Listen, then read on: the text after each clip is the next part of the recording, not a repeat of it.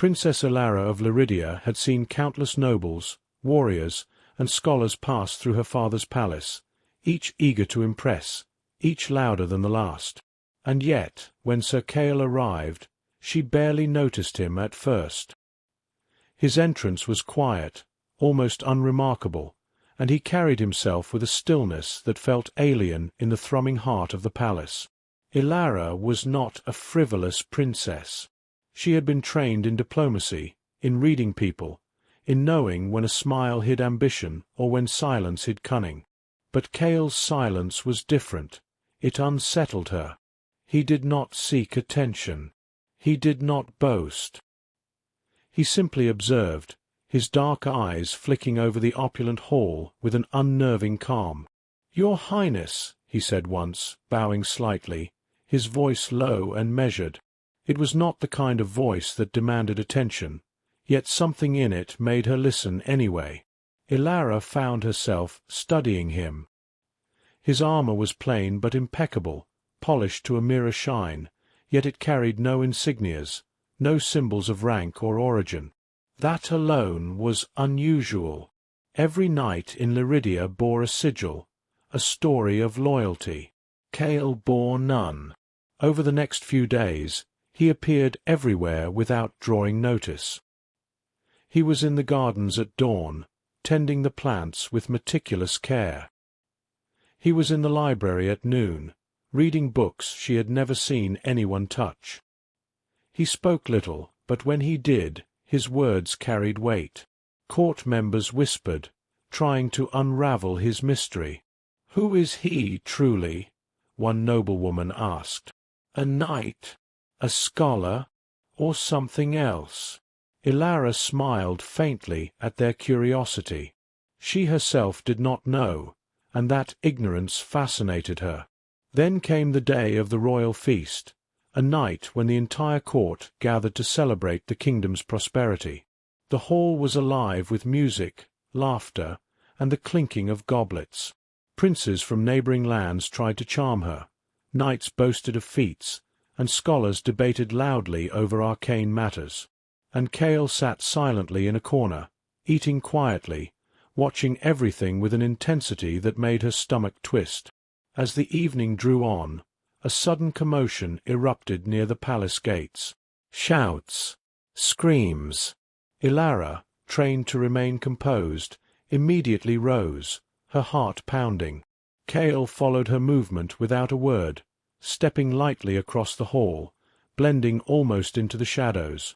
Outside, a band of raiders had breached the outer walls. Their armor gleamed under the torchlight, their weapons raised. The guards were quick, but clearly outnumbered.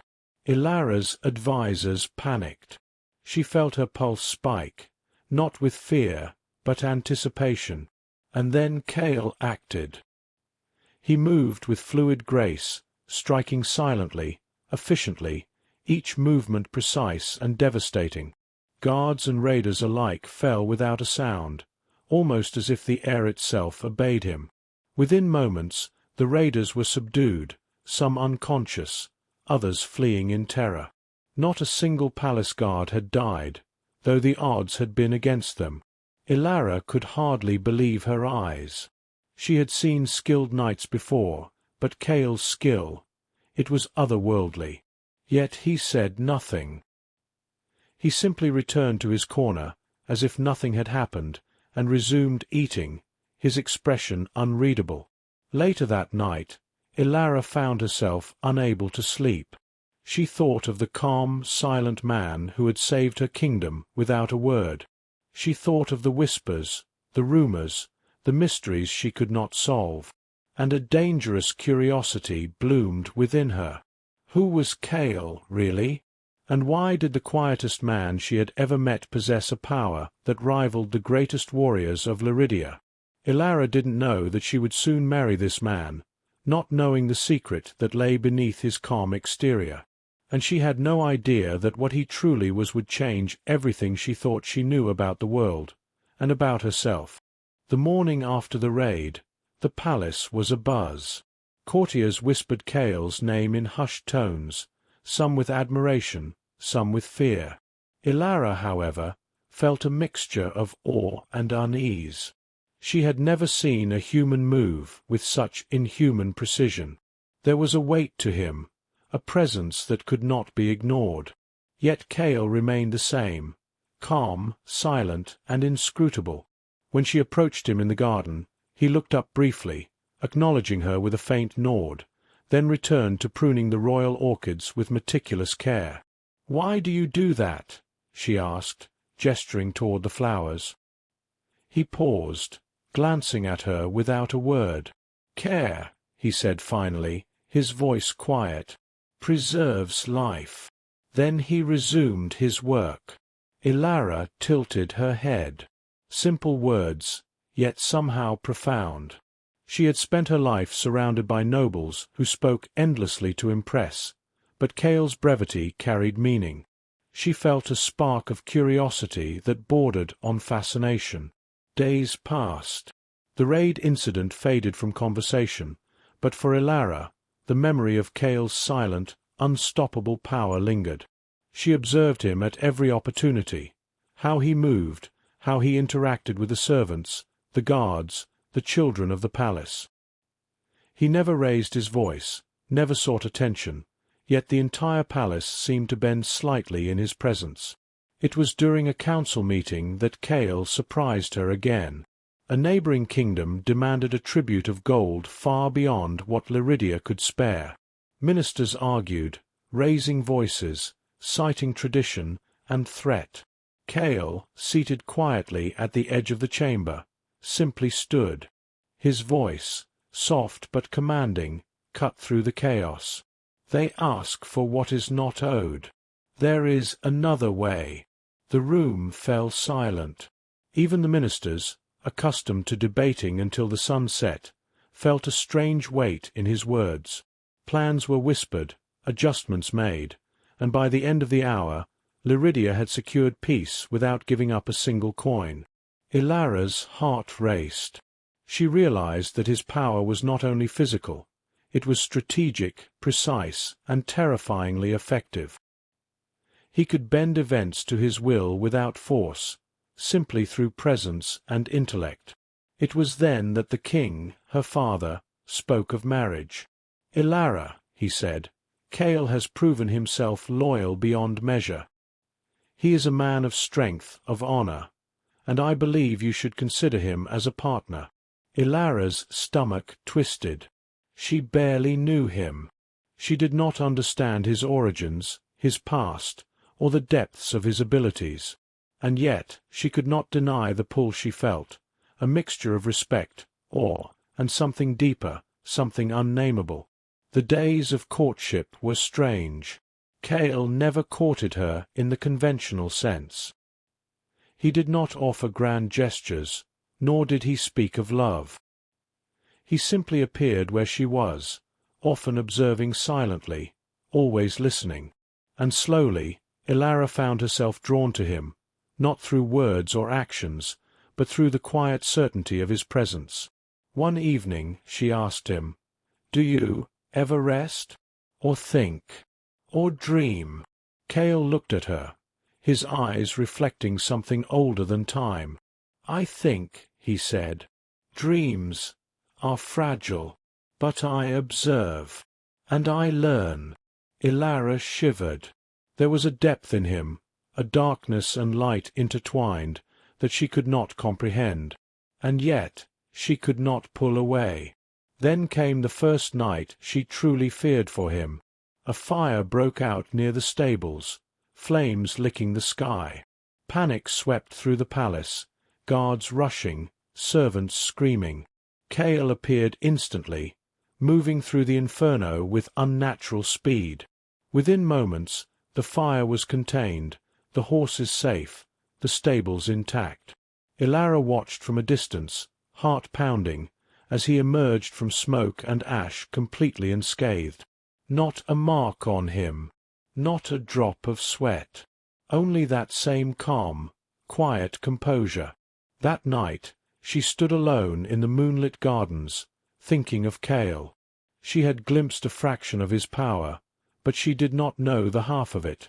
And yet she felt a certainty in her chest, a certainty that her life would soon change, irrevocably, because of him.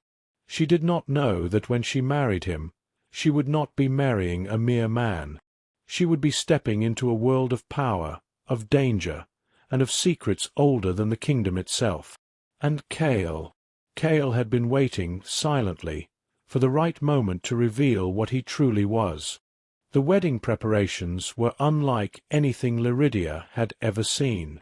Every corner of the palace sparkled with gold and silk, and yet Princess Ilara found her mind elsewhere, on Cale. She watched him quietly move among the staff, arranging details with calm precision. No one else noticed, but she did. The way his presence seemed to command order, as if the palace itself obeyed him. Still, the man she was to marry remained an enigma. He spoke little, laughed never, and yet every time their eyes met, she felt an unspoken understanding, a current of power beneath his quiet demeanor that sent shivers down her spine. One evening, as twilight bathed the palace gardens in a soft orange glow, Ilara found Cale sitting alone by the fountain. He appeared as still as stone, watching the water ripple in silence. "Do you ever sleep?" she asked, stepping closer. Cale looked at her, eyes glinting in the fading light. "I do. But sleep is different for me," he said simply. Ilara frowned. "Different how?" He did not answer. Instead, he reached into the water, and with a single touch, the ripples froze mid-motion, as if time itself obeyed him. The water hung suspended in the air, droplets caught like crystals under the last rays of sunlight. Ilara gasped. "Cale, how?" He withdrew his hand, and the water returned to normal, rippling and glinting as if nothing had happened. Cale's face remained calm, unreadable. "Some things are better observed than explained," he said. That night she could not sleep. Every whispered rumor about Cale, every secret glance she had caught in the past weeks, came rushing back. Something about him was beyond human. And yet she did not feel fear, only a fascination that both terrified and captivated her. The wedding day arrived. The palace was overflowing with nobility from across the lands. Ilara's gown was a cascade of ivory silk, her hair adorned with tiny sapphires that caught the morning light. And Cale stood at the altar, not with pride or arrogance, but with the same quiet certainty that had defined him since his arrival. As they exchanged vows, Ilara felt a strange calm settle over her. She spoke words of love, though she did not yet fully understand the depth of what she felt. And Cale, when he spoke, his voice was steady, measured, yet something in it resonated deep within her. "I will protect you," he said, "beyond all measure, beyond all understanding." The crowd cheered, oblivious to the tension that lingered in the air. But Ilara sensed it, the faint hum of something powerful just beneath the surface, a force Cale had kept hidden all along. That night, after the celebrations, Ilara followed him to the balcony. The city below glimmered with lantern light, and the palace was quiet, save for the gentle rustle of leaves. "You're not like anyone I've ever known," she said softly. Cale's eyes glimmered in the moonlight. "Nor are you," he replied. Then he paused, as if weighing his words carefully. "There are things you will not understand yet, and I must ask that you trust me." Ilara shivered. "Trust you? Cale, I hardly know you." He turned to her fully, his gaze intense. "I am not what I seem. I have lived beyond what most can imagine. My time is not measured like yours. I have fought battles that would break ordinary men. I have seen powers you cannot even dream of." Her breath caught. "What are you saying?" Cale's lips curved faintly, not a smile, but the hint of one.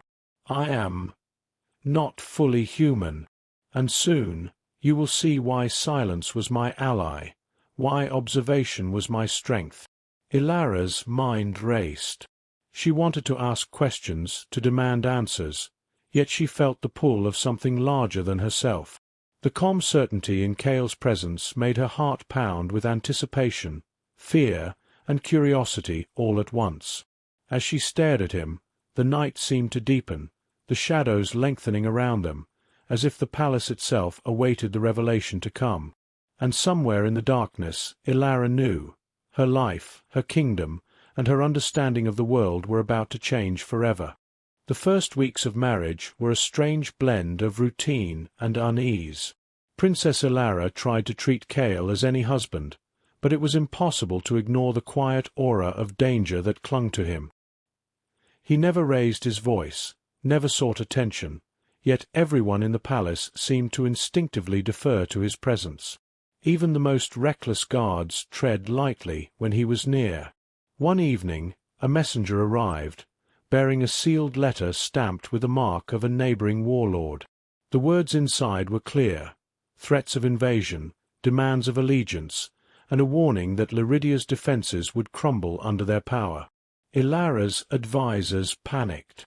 She could feel their fear infecting the room.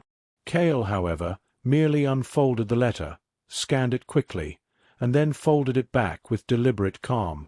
"This warlord underestimates Liridia," he said softly. His words carried a weight that silenced the room. "And underestimation can be fatal." Ilara's heart thumped. She wanted to ask how he knew, how he could be so certain, but Cale offered no explanation. Instead, he left the council chamber, moving through the palace corridors with an unnatural swiftness, disappearing before anyone could follow. Later, Ilara found him in the armory, inspecting the weapons as if he could sense weaknesses in the steel itself. He lifted a sword, turned it, and ran a finger along the edge. "The blade is strong," he murmured, "but its balance is off. I could improve it." And he did. By nightfall, the guards trained under his guidance were moving faster, striking with precision, and anticipating each other's actions in a way that seemed impossible after only a few hours of instruction. Ilara watched silently, captivated and increasingly fearful of the man she had married. But it was not just his skill with weapons that unnerved her. It was how he seemed to manipulate the very environment around him. Candles flickered when he passed, shadows shifted subtly in his presence, and at times she swore she could hear whispers in the walls, warning of dangers before they arrived. One stormy night, the kingdom was attacked, not by armies but by shadows. Creatures from beyond the known lands, twisted forms that moved in the dark like smoke and teeth, emerged from the surrounding forests. The guards were helpless, the walls breached in moments, screams filling the night. Cale moved like a shadow himself. He struck with blinding speed, vanishing from one spot and appearing in another. Each movement was precise, almost too fast to see, each strike lethal yet controlled. The creatures fell back, some dissolved into the wind as if erased by his mere presence. Ilara clutched the balcony railing, heart hammering. She had never seen anything like it. His power was no longer subtle, it was overwhelming. And yet, when the last creature was gone, he returned to her side, as calm and composed as ever. Not a drop of blood on his armor, not a single scratch. "Cale," she whispered, her voice trembling.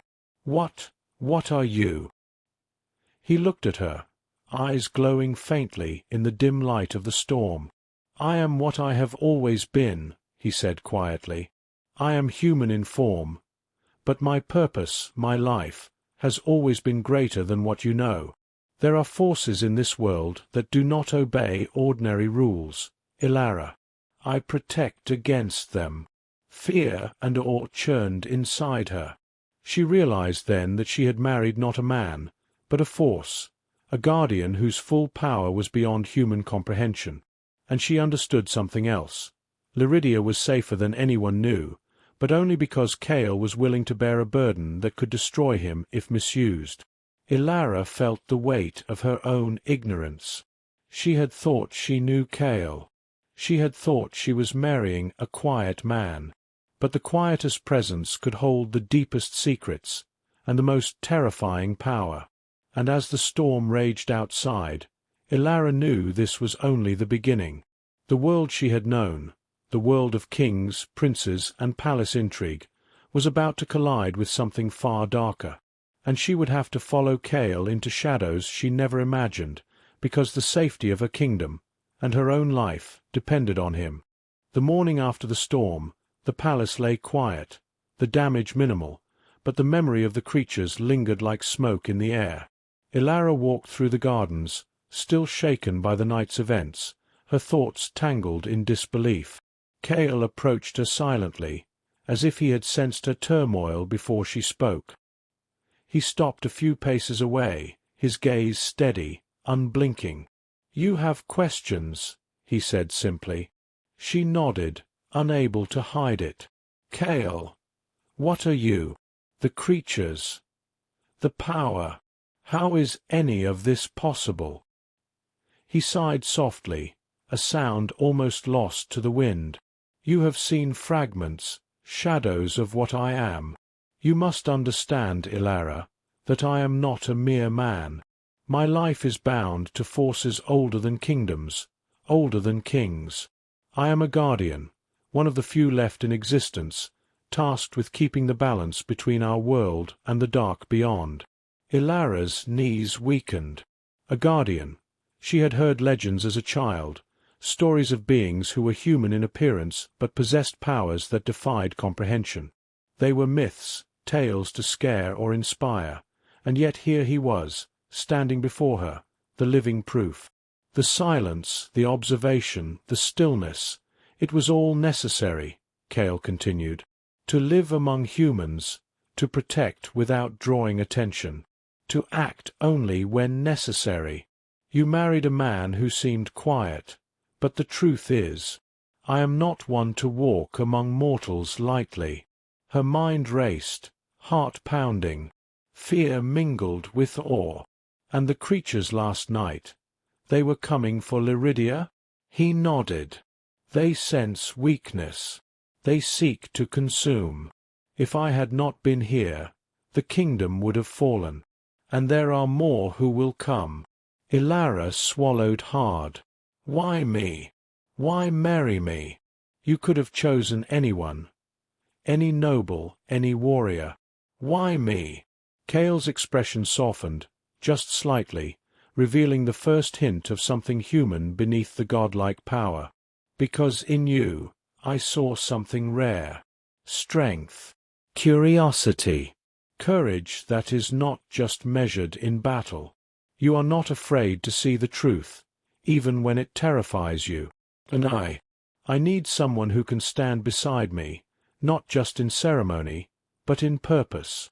For the first time, Ilara understood the depth of their union. She had not married a quiet man. She had married a force, a protector whose existence alone kept the darkness at bay. And now, knowing the truth, she did not feel fear.